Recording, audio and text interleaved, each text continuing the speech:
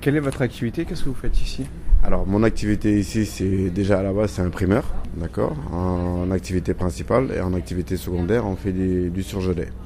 Qui dit surgelé, on fait des nems, des cordons bleus, des crevettes, un peu de poisson congelé qui vient du Sénégal et d'ailleurs, voilà. Donc, comme je vous ai dit, on est installé ici depuis le mois d'août. Ça se passe très bien, comme au début. Les débuts sont difficiles.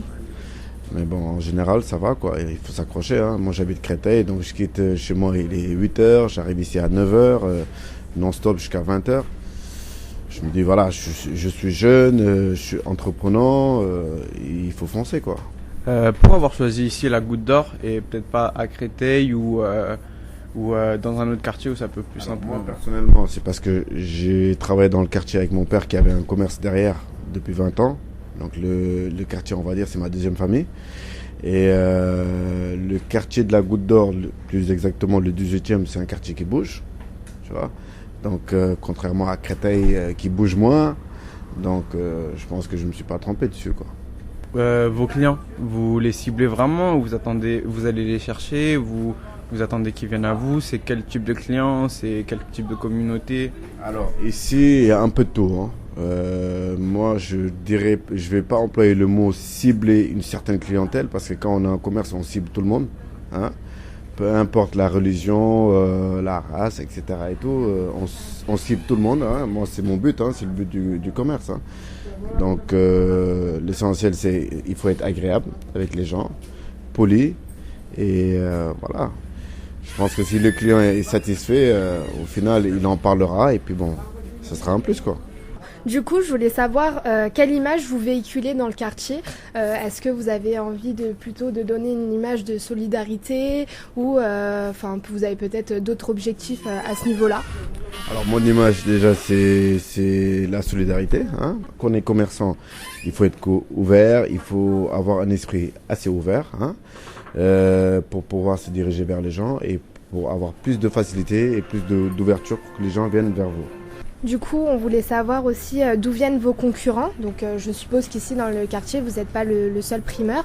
Donc, comment vous différenciez peut-être pour justement attirer la clientèle vers votre boutique et pas une autre? Alors donc, si vous constatez, déjà moi, j'essaie de faire le maximum pour que ma boutique soit propre, soit présentable, ce qui la rend agréable et plus de facilité pour que les gens puissent venir. Parce que vous savez, c'est pas pour dénigrer les autres commerces, mais bon, vous savez un peu comment ça se passe, hein, Château-Rouge, vous rentrez dans des boutiques, voilà, soit il y a des odeurs nauséabondes ou des trucs comme ça. Bon, là, vous pouvez rentrer, vous pouvez même vous coucher par terre, parce que bon, je pense que c'est assez propre, hein, et c'est ça qui crée la différence. Voilà. D'accord, très bien. Et du coup, dans 5 ans, vous voyez toujours ici à la Goutte d'Or et toujours avec vos clients peut-être habituels et peut-être d'autres communautés, d'autres personnes qui viendraient dans votre boutique. Alors moi, mon objectif et mes ambitions, c'est pas de rester seulement à la Goutte d'Or, parce que la Goutte d'Or, c'est vrai qu'il y a des points positifs, parce que c'est un quartier qui bouge, mais moi, mon but, mes ambitions, c'est de faire une chaîne et de développer peut-être dans d'autres quartiers, quoi, éventuellement, pour ne pas rester crispé quelque part, quoi. Je pense qu'il faut avoir plus d'ambition.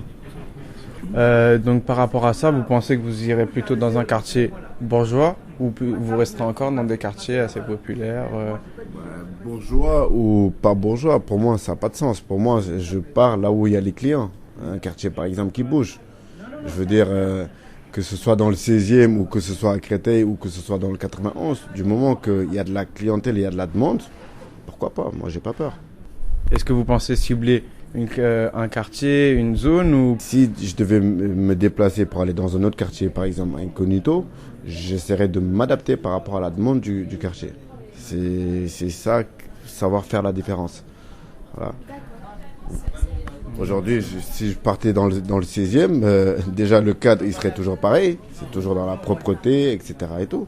Et donc, essayer de cibler la demande de la clientèle. C'est ça le plus important. Le client final, c'est les clients qui sont à côté, qui viennent vous voir. C'est d'accord. Voilà. Et juste pour terminer, vous m'avez dit qu'au début c'était dur pour vous, pour ouvrir, etc. Est-ce que vous avez eu des aides de la mairie, je sais pas, d'une mission locale, de personnes qui ou de fournisseurs du quartier? non, j'ai eu des aides de partout, de personnes. J'ai que l'aide de mes parents qui m'ont soutenu, mes amis qui m'ont soutenu, et puis bon, j'ai cru en moi-même, hein, déjà avant tout. Et voilà, donc je pense qu'aujourd'hui c'est positif, quoi. Ok, d'accord.